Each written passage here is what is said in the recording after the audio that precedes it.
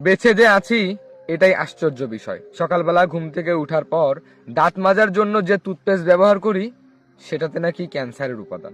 সকালে উঠে একটু নাস্তা খেলাম, সেটাও নাকি আবার ভেজাল তেলে ভাজা। সুন্দর দেখে একটা কলা খেলাম, সেটাও নাকি আবার কার্বাইড দিয়ে পাকানো। কাঁচা বাজারে গেলাম টাটকা শাকসবজি কেনার জন্য, কিন্তু কি সব তো হাইব্রিড সার দিয়ে ফোলানো। সোয়াবিন তেল দিয়ে যে রান্না করব খাবো, সেটাতেও নাকি আবার অর্ধেক বেশিরভাগই পাম্প অয়েল মেশানো।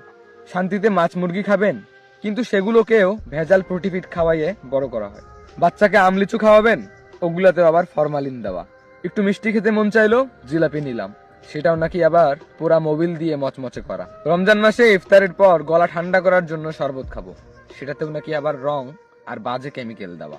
খেজুর কিনতে গেলাম, সেখানেও চড়া দাম নিয়ে হাতে ধরিয়ে দিল 2 নাম্বারি খেজুর। ইফতারে শান্তিতে যে মুড়ি খাবো, সেই মুড়িও নাকি ইউরিয়া দিয়ে ফুলানো।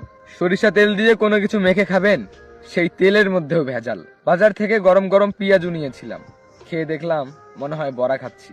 আলুর চপে আলুর কোনো নামগন্ধই নেই, আর বেগুনির চপে বেগুন আমি খুঁজেই পেলাম না। আমাদের শরীরের প্রোটিনের জন্য দুধ খাওয়াটা আসলে খুব গুরুত্বপূর্ণ, আর সেই দুধের মধ্যেও নাকি 1 বালতি করে পানি মেশানো হয়। এত ভেজাল জিনিস খাওয়ার পর শরীরটা ভালো রাখতে হলে তো ওষুধ খেতে হবে, তা না হলে তো বাঁচাই যাবে না।